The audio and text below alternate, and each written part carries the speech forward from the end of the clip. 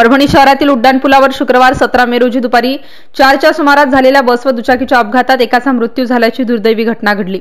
उड्डाणपुलावर अपघात झाल्याने मोठ्या प्रमाणात वाहतुकीची कोंडी निर्माण झाली होती।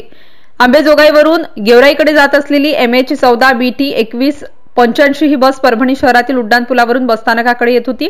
यावेळी MM 22 Y 2825 या क्रमांकाच्या दुचाकीला समोरून जबर धडक बसल्याने हा अपघात झाला। त्यावेळी दुचाकी चालक बसखाली आल्याने त्याचा जागीच मृत्यू झाला। सदर घटनेची माहिती मिळताच कोतवाली पोलीस ठाण्याचे पोलीस निरीक्षक ननवरे, पोलीस अंमलदार पवन निळेकर, गजानन दुधाटे, सम्राट कोरडे यांनी घटनास्थळी धाव घेतली। मृतदेह ताब्यात घेत शवविच्छेदनासाठी जिल्हा रुग्णालयात पाठविला। मृतदेहाची तपासणी केली असता मयताजवळ मोबाईलची एक पावती मिळाली असून त्यावर महेश गौरकर असे नाव असल्याची माहिती पोलीस सूत्रांनी दिली। पोलिसांकडून मयताच्या नातेवाईकांचा शोध घेतला जात असल्याचे समजते।